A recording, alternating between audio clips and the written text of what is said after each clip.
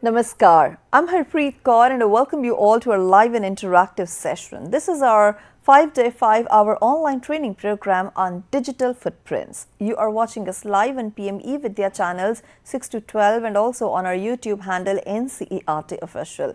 This training program is brought to you by CIET NCERT in collaboration with CyberPeace. Today we are in day 3 of the training session and the topic that we are taking up is impact of online privacy mistakes.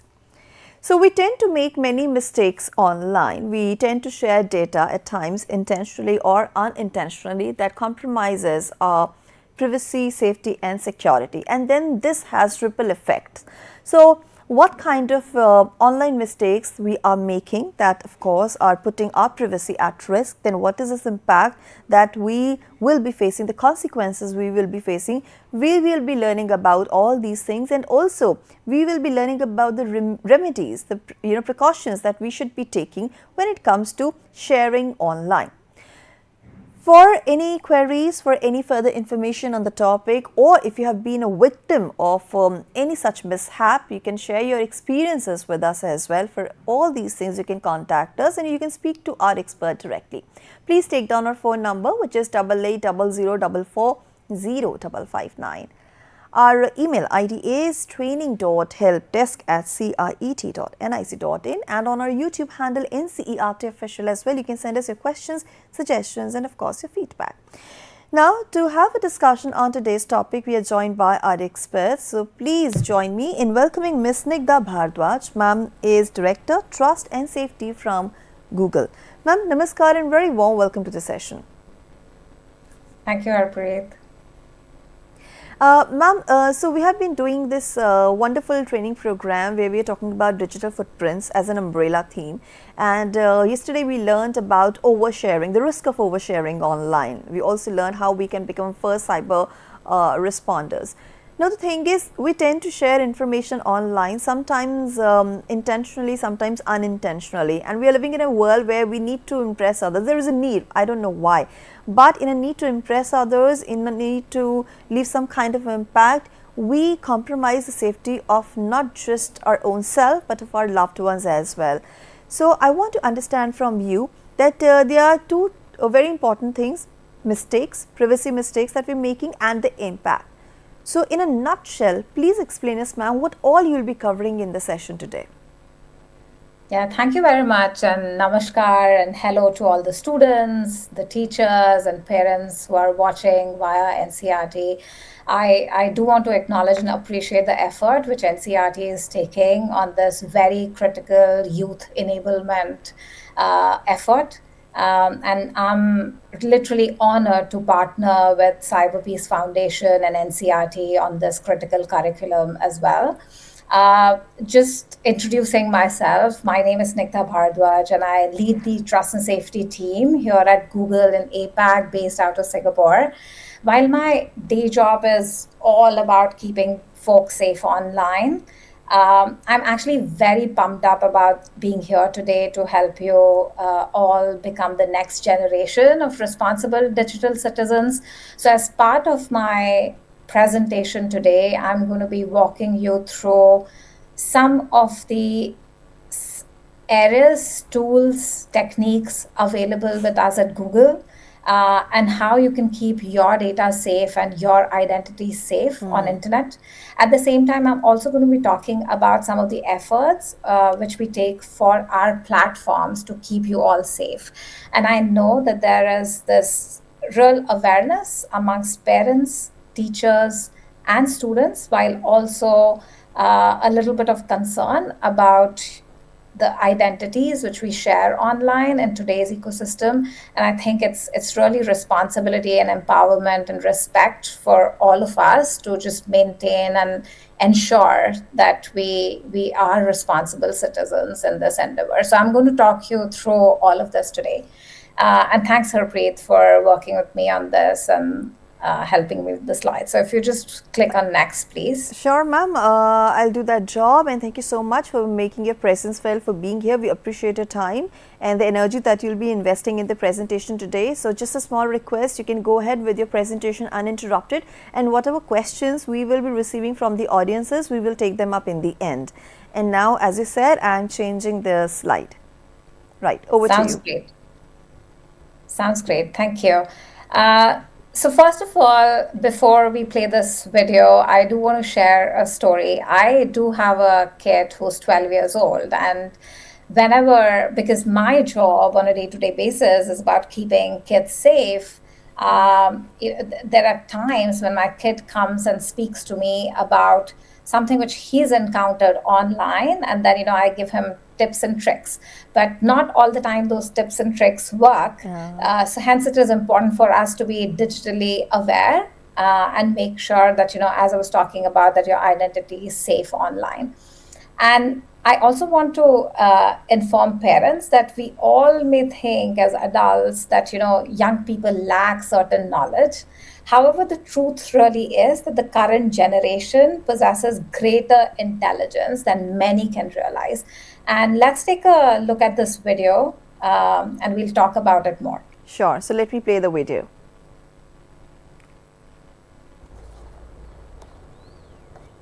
सबको लगता है हमें कुछ पता ही नहीं है।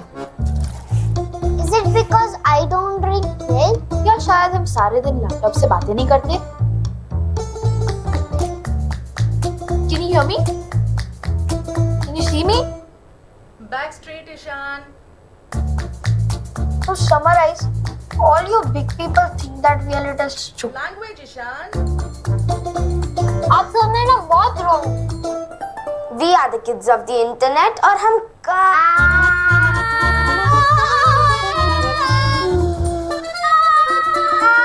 smart है. We can tell you many things about the internet. Miss Sidhu ने pre-internet awesome class में सिखाया था. So kids, how do we stay safe on the internet? We don't share our personal details. जैसे देखो, school के email पर भी लोग स्टैम्प करते रहते हैं। दीदी, स्टैम नहीं, scam. Stamp. You won the lottery 10,000 rupees. This is 1000% fake. Believe it or not, हमने आपकी कुछ बातें सच में सुनी है, जैसे कि don't talk to strangers, Ishan. इससे तो मैं फू करके उड़ा दूंगा. Reported.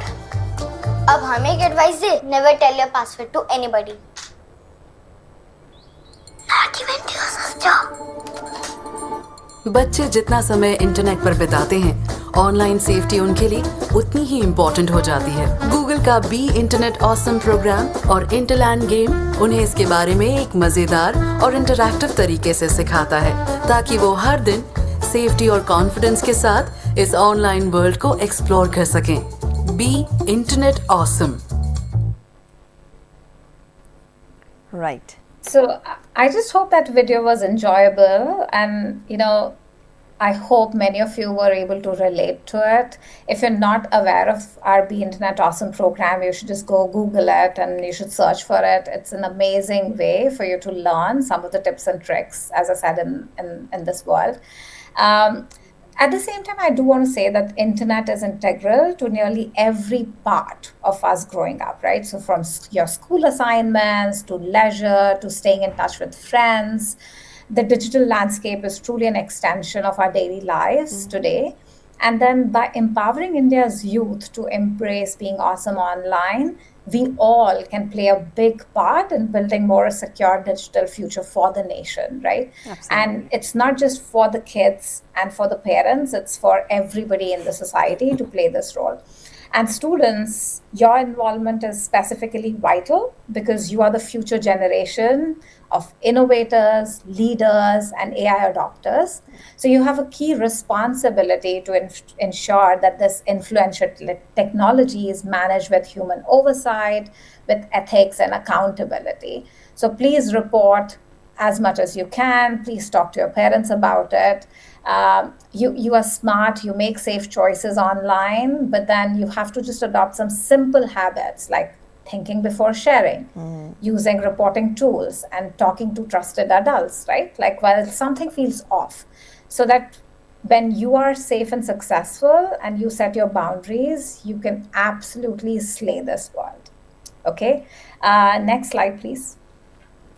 Right. So as I was saying that internet is integral to daily life, but while it's true for children, it's true for every strata of the society. Parents today are most concerned about 3 risks, which you see on the slide. First is bad actors being online. Second is harmful content exposure for our kids. And then the third one is keeping a child's data private and secure. If you see on the left-hand side, these figures represent more than just data. They really reflect the real-life challenges which are faced by the families today. However, we feel that by remaining calm and making well-informed choices, parents and children can definitely work through some of these difficult moments if you encounter them. If you've not heard and seen, there's a YouTube video by a Bollywood actor, Akshay Kumar, who really spoke openly about their kid facing sexual harassment while gaming online. And what really happened is that just a stranger in an online game asked the daughter for her personal photos, but then at the same time, she did not panic. She blocked them, she spoke to her mom, and this very incident just gives us food for thought to think that, have you ever seen something sketchy in a game, or somebody has DM'd you personally? Did you panic?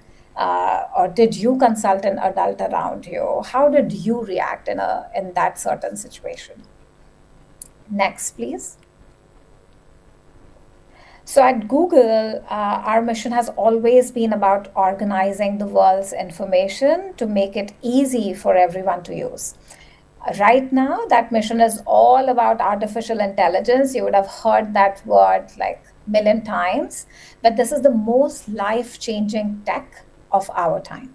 And we are committed to making AI that isn't just powerful, but also safe, fair, and inclusive for everybody. My team in specific, has a very simple vision. We want to make Google safe and trusted for everyone, no matter who they are and where they are. And we really take our responsibility seriously, especially when it comes to protecting and building for our youngest users, like some of you listening to this session. When we're designing the products, we keep our kids and teens' usage in mind so that they can enjoy the best part of the internet, while we stay mindful of what they need at different stages of growing up as well, right? So when you are an 8 years old or a 5-year-old, your needs are very different. You watch very different type of content, you use internet in a very different way.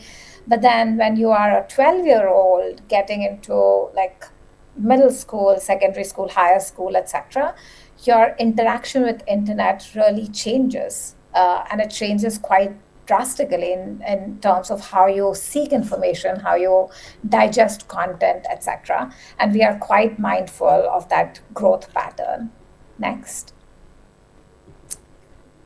So to ensure that our products remain safe and helpful, Google has a dedicated team for over 700 experts across 16 of our product areas. And when I'm talking about these product areas, this could be Google Search, this could be Gemini if you're using YouTube.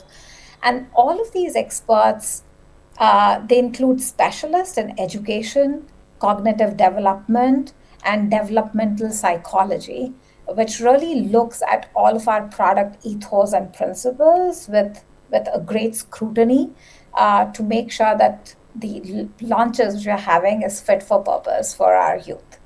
Next.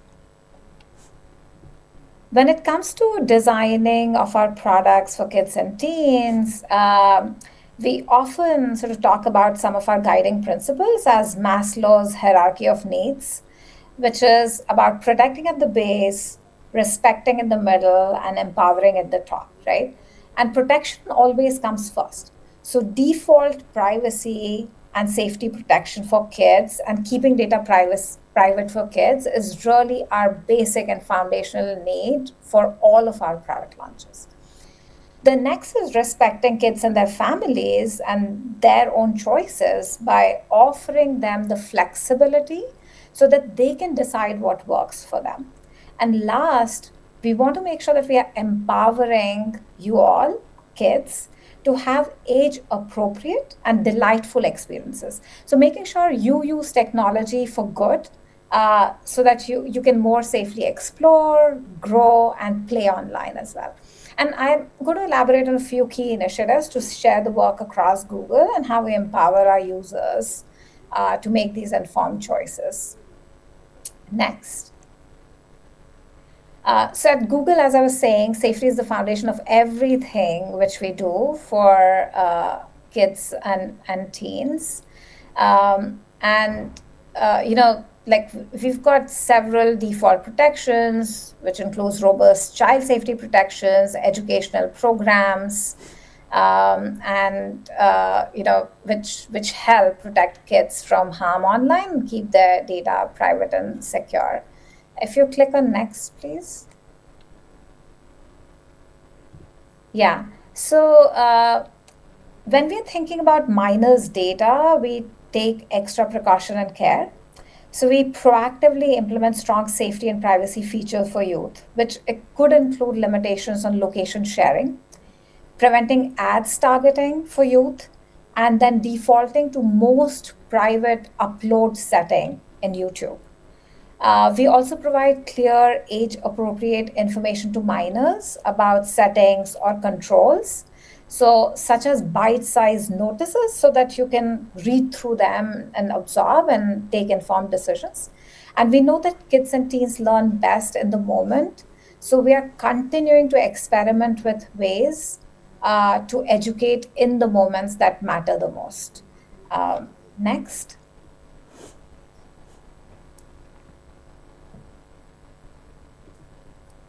So in terms of protecting kids from harmful content, our default protections limit the discoverability of content that may endanger kids and teens. And this sort of helps filter inappropriate, explicit, and also mature content. At school, we make it easier for administrators to tailor age-appropriate experiences for students under 18, which will also include content filtering and safe browsing, say on Chrome. On Google search, if you think about it, like safe search is on by default for all of the kids, and it filters out explicit content. Then as I was talking about, like blocking sensitive ads, like ads about alcohol, ads about like extreme beauty and cosmetic treatments, body modification, etc. And on YouTube, mature content is restricted with additional safeguards around content recommendation for teens. Then in our Play Store, teens are blocked from browsing or downloading apps which are rated at PEGI 18 plus or above. And this is a rating which is a pan-European game information age rating, meaning that the game's content is suitable only for adults. Next. When we're thinking about protecting users from abuse, protecting kids and teens from abuse online is one of the most important things which we do. And you could think about several use cases, and some of them could also mean very extreme cases of sexual abuse, exploitation. And our teams have been working around the clock to detect, remove, and report some of this content. We refer to it as like child sexual abuse material. In just about 1 year period, we've removed over 8.6 million videos from YouTube, which violate our content guidelines. But the reason why we are sharing this with you is that you, as youth, have to be careful about what you upload online. And when you see something bad online, you need to be able to report it. You should know the channels to be able to do so. We also partner and share our technical expertise and resources and tools with NGOs and industry coalitions to help others fight child sexual abuse and exploitation as well, right? So we're not limiting ourselves to Google, but we partner with other industry platforms to be able to achieve some of these safer internet building practices for all. Our users have access to the right tools for kids and parents, which includes ability to block users if you're not comfortable, report inappropriate content, and request removals of images of minors from Google search results. And this knowledge and information can help you make those informed choices. So if you see, like, we've got this Google One box, which gives you direct lines to safety experts instantly. So 1098 is like the child helpline in India. And if you go to Google and put in a query, you should be able to find this helpline, and you can get help immediately. Next. Talking about our respect pillar and the choices which we want to provide to families, we understand that every family is different and feels comfortable with varying degree of supervision of their kids' activity online.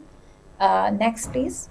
So when family want flexible supervision tools to adjust the level of monitoring as children grow, dial up or down that supervision, we've seen here in this code that, you know, while there are regional variations, we see that 60% plus almost of parents and younger teens use supervision tools to monitor online usage. As teens get older, we've seen this drop to 40%. And of the parents who stop monitoring, over a third stop because their teens have proven that they can act responsibly online. So parents and teens want to work together, having open conversations about technology, which they use to foster teens' online independence and autonomy. Our tools are designed to respect these differences, and hence they offer every family flexibility to choose the right experience for them, enabling them to create a healthy, positive digital habits and at home and at school as well. Next. So over the years, we've built a variety of supervision tools to help families manage their tech usage. If you go to next slide, please.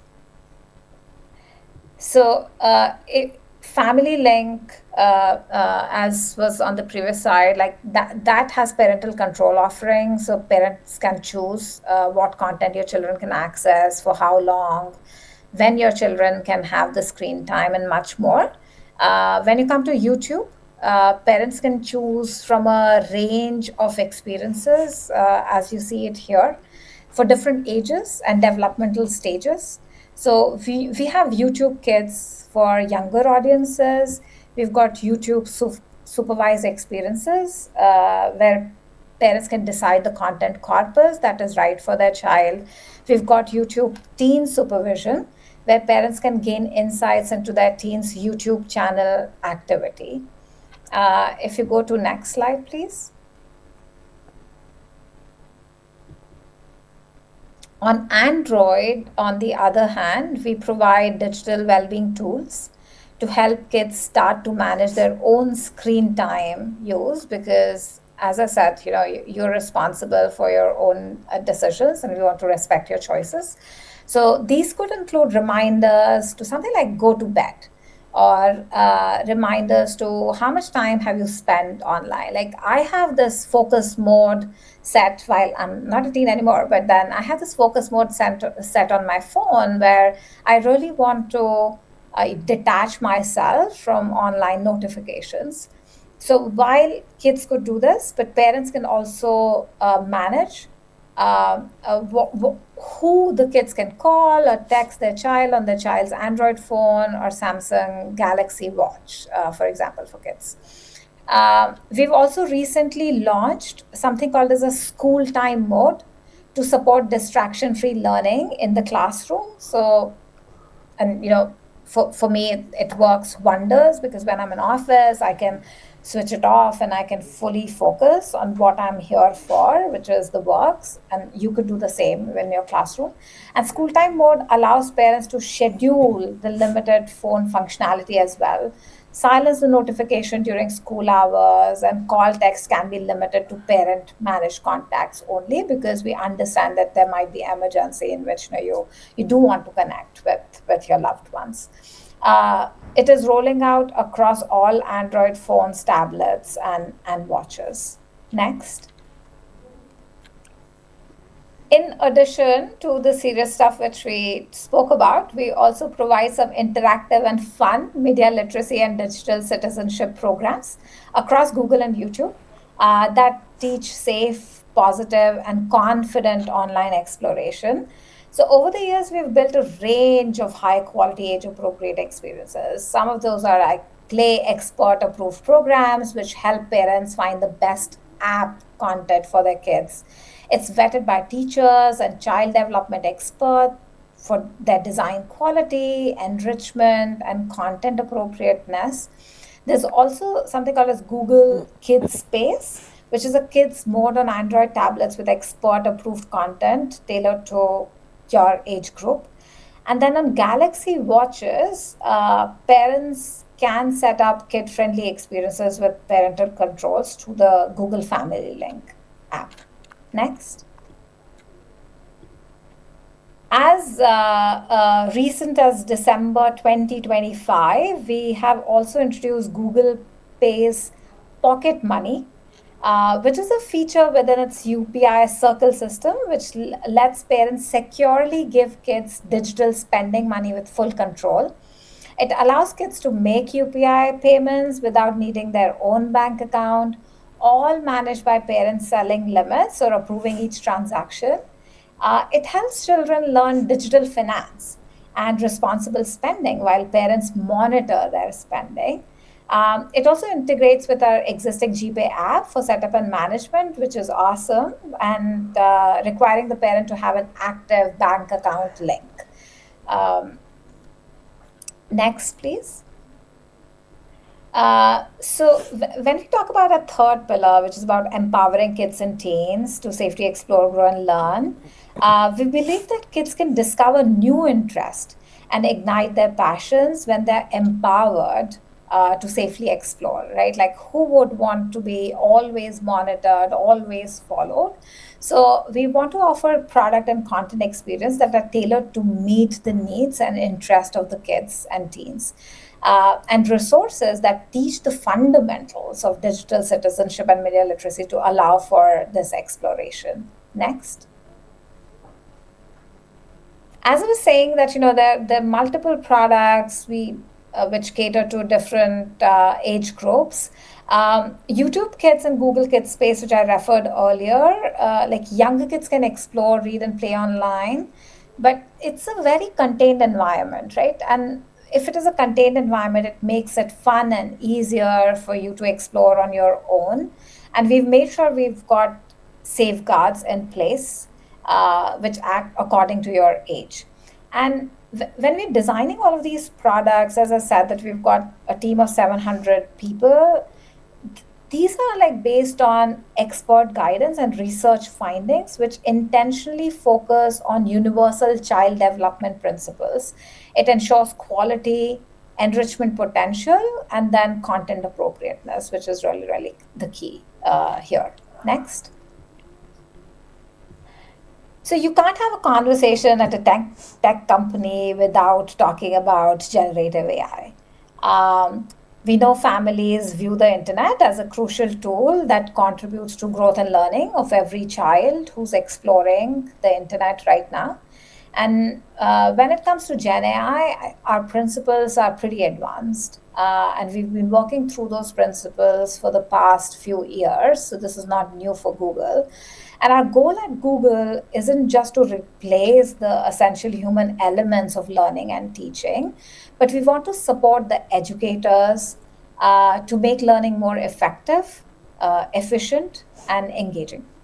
With GenAI, we believe that we can support kids' development and provide that personalized tutoring experience, which sometimes you might not get in a group setting or in like a classroom setting. We provide a helping hand to teachers in the classroom. We reduce barriers to education, and we want to make the almost everything which you come across learnable. Next. So 2 million students across India now have access to our most advanced AI tools at no cost for 1 year. So India is home to Gemini's largest global user base of 18 to 24-year-old, which we take quite pride in. And India has also emerged as the top country using guided learning on Gemini with interesting trends. If you haven't tried that yet, I would highly encourage you to go and explore Gemini and some of the guided learning tools, because it just helps you explore various topics, various learning techniques, etc. And that's also the reason why we've expanded the access of Gemini app to teens using Google Workspace for Education. So students can learn more confidently, within the moment assistant, practice materials, and real-time feedback. Next. We are also bringing our flagship program, Leo, which is Learn and Explore Online, to India in 2026. This is a training of teachers, practitioners, and parents, building foundational knowledge for using Google's parental tools and age-appropriate experiences for safing and enriching online experience, right? So this would include your safe search filter on Google search, safe search blur to avoid explicit content, family link, and how do you use it, how do you monitor it, etc. But before launching Gemini to teens, we made sure that we are consulting with all of our child safety and developmental experts to help shape some of our content policy and create an experience for you all which prioritizes safety. So if you move to the next slide, I do want to deep dive a little bit on the policy aspect. So we have policies for all, but especially for children, we've got policies in place to reduce abuse and increase online safety for children. So content on or from GenAI products can definitely not use any child sexual abuse material, anything that appears to abuse, sexualize, endanger, or exploit children. Moreover, our classifiers, which are like this massive algorithms which work in the background before the content is released to the user, they detect user prompts, which is really asking or seeking explicit content, and blocks that output from being released to any of our users. When we are thinking about, developing some of these programs and policies, for minors, there are layers on content safety protections across multiple key areas. Few of those which I want to highlight. One is persona, and you might have come across some of the existing harms where a chatbot can claim sentience, right? It could simulate relationship. It could role play harmful characters. So at Google, we make sure that, the AI is not doing that. And this prevents kids from thinking that they're talking to human and developing a relationship. We want AI to be an AI, a tool for you to explore and learn. We also prevent generation of inappropriate sexual content, which is depiction of any graphic sexual acts, sexual objectification, etc.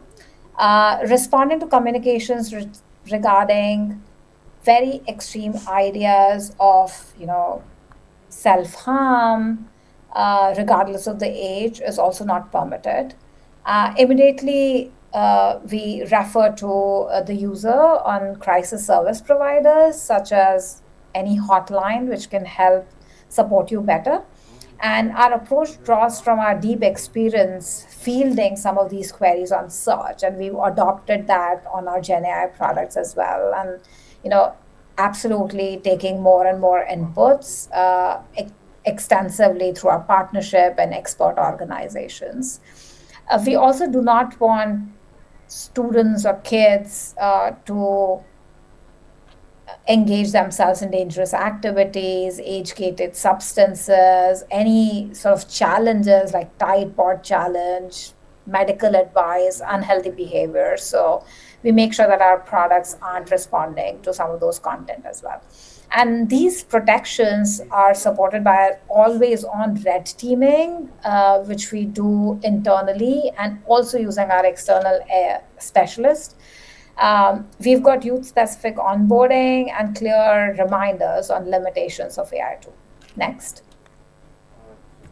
So we've been supplementing some of these efforts by also having digital literacy programs, as I spoke about.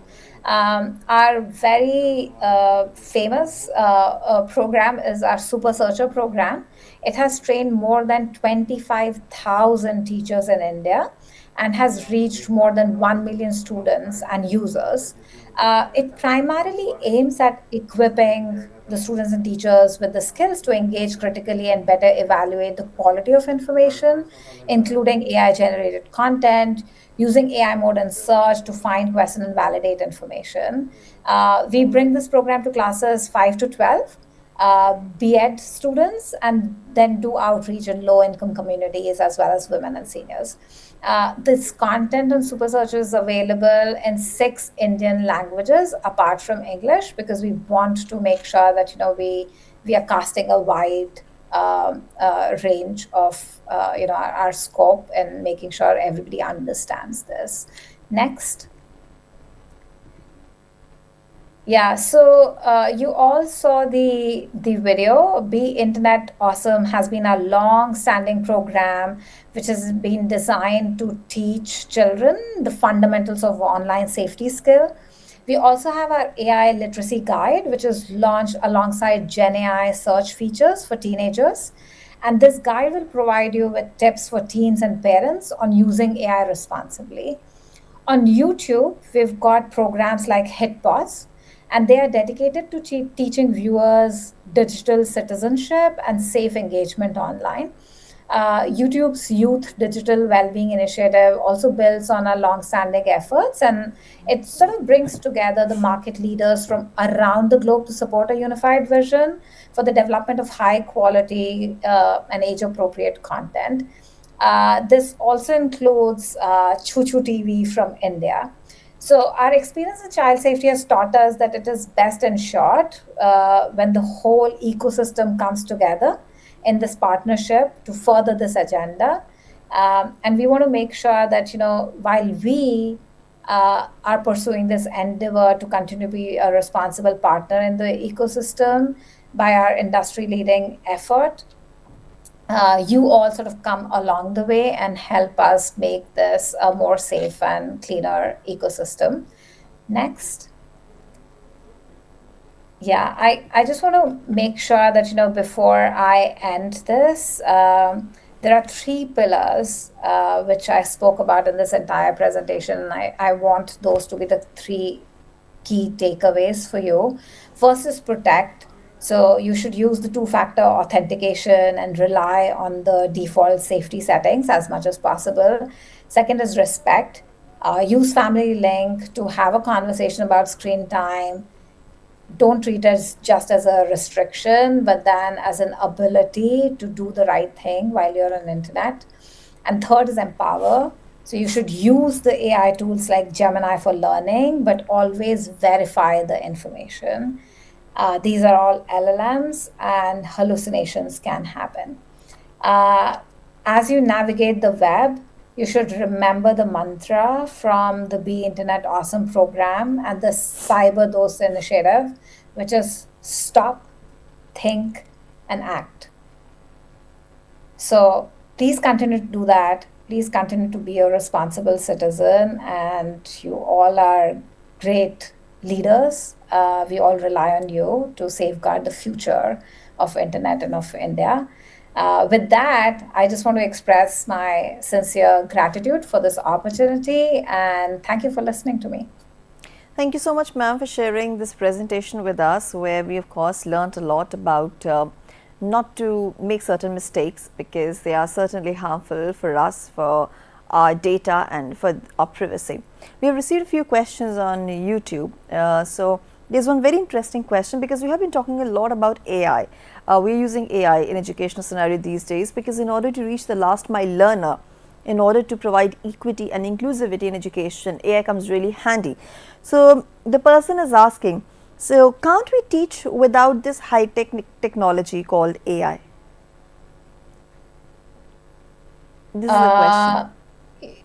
Okay, there was an echo, but what I understand is that you want to know that can't we teach without AI Yes. to students?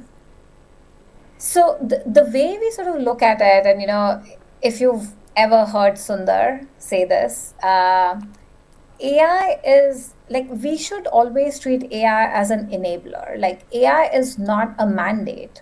You should treat it as an enabler if you really feel that this is helping you. The thing which I also want to highlight is that we've been using AI and building AI over 20 years. Google search has been using AI over 20 years.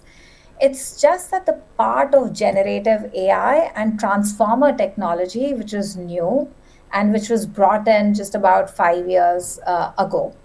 I also want to say that, from Google's perspective, just about 2 years ago, we were developing models and testing. They were all experiments. The way sort of the industry has made progress and the way we've been advancing on this era, like, everybody has been using generative AI, which is helping them do their work well, right? It helps fundamentally in predicting, forecasting. It helps on how we can be better and how we can learn.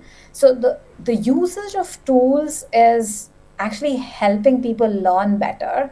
Right. Think about it. I'm a college grad.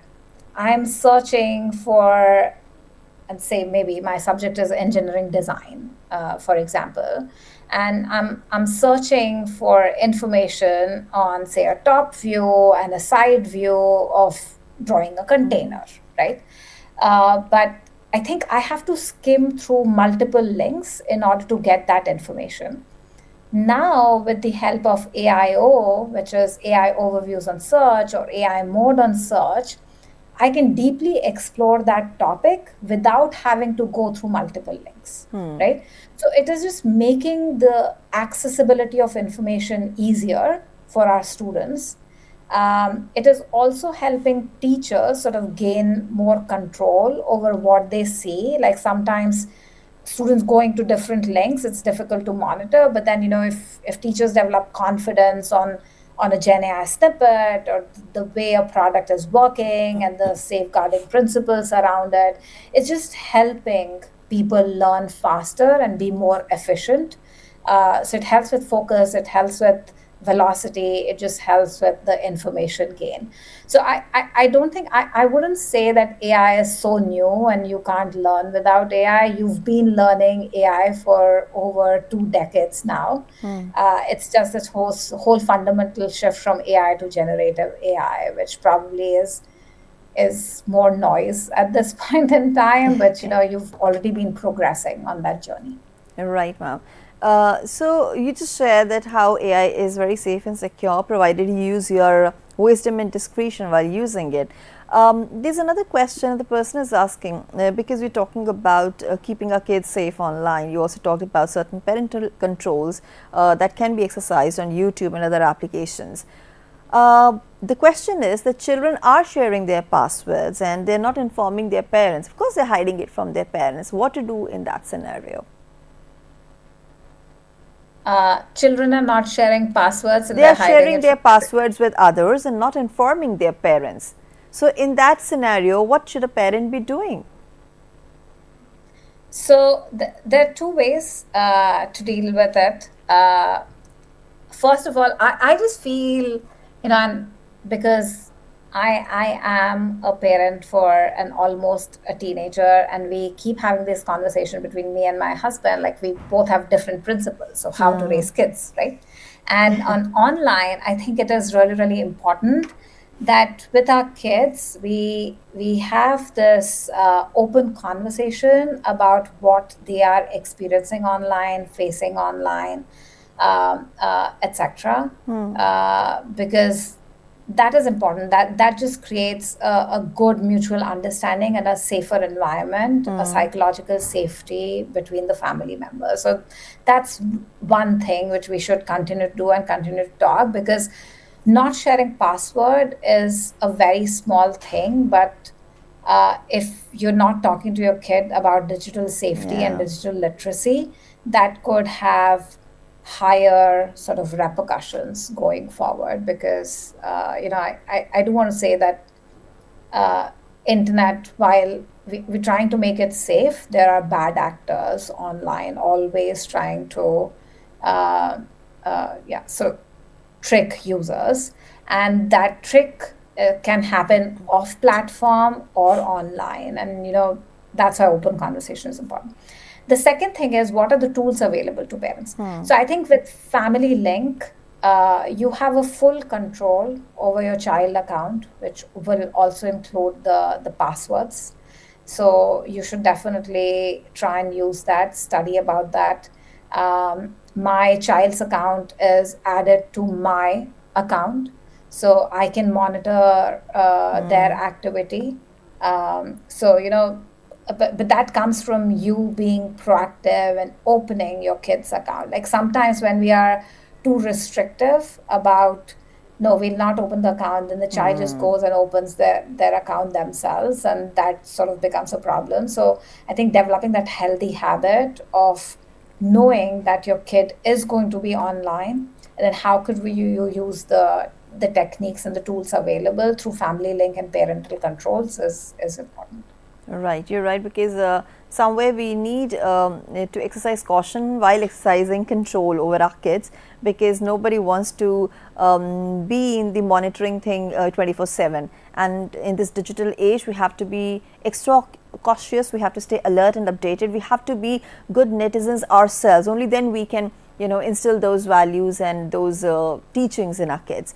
Ma'am, we have very little time left, though there are many questions, but we can take them offline some other time. But for today's session, for sharing those wonderful tips and tricks with all of us, we thank you and we appreciate your time and energy and all the strategies and the presentation that you have done today. Thank you so much once again for all the efforts. Thank you. Thank you so much for having me. It was great. It was a pleasure having you. Thank you so much once again. So, dear viewers, now it's time for me to wind up today's session, where we, of course, talked about certain privacy mistakes that we're making online and how we can actually mitigate them and reduce the damage, if it's possible at all. And now let me tell you about the assessment part, which is going to happen on the last day of the training session. That's on Friday. So, for that, you need to log on to our CIET website. It's right there on your screen. So this is the website, ciet.ncert.gov.in is the URL that you're supposed to go. Go to the activities section on the home page and click on the workshop and training option. Then you scroll down a bit and you will find the current activity going on, which is about digital footprints. When you click on the same, you will find the entire write-up, why we are conducting this training program, who all can participate, and what are the objectives of training program.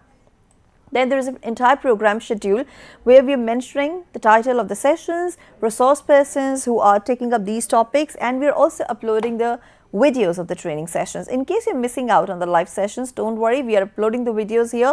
You can watch them later and then you can go for the assessment.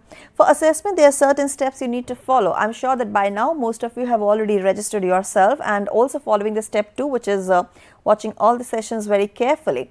Now, the third step is to participate in the assessment. It will get open, as I mentioned, on the last day of the training session. That's on Friday. Once the last day's session gets over, it will stay open till 15th of March 2026. 15th March is the deadline for you. You can attempt the assessment anytime during that period. Also, if you score more than 70%, you will be granted a certificate that you can download from DIKSHA portal. Once the training session gets over, please feel free to submit your feedback to us, what you liked in the training program, what you didn't like, what elements you want us to incorporate in the training program if it's happening in future. So you can scan the QR code or you can just click on this link. And on a daily basis, please feel free to share your queries with us on this email ID and calling us on this number. You can also talk to our expert. With this, it's a wrap. And before I finally leave, let me tell you about the program schedules. What's all coming ahead in a short while from now. So here is the program schedule for you. In a short while from now, you can watch a session Sahyog where we will be talking about the preparedness, and of course you have to plan a lot during examinations, but how to keep that stress at bay and how to prepare, there's something that we'll be talking about in session Sahyog. So for the moment, this is me, Harpreet Kaur, signing off, but you stay tuned for more educational programs on our various platforms. Namaskar.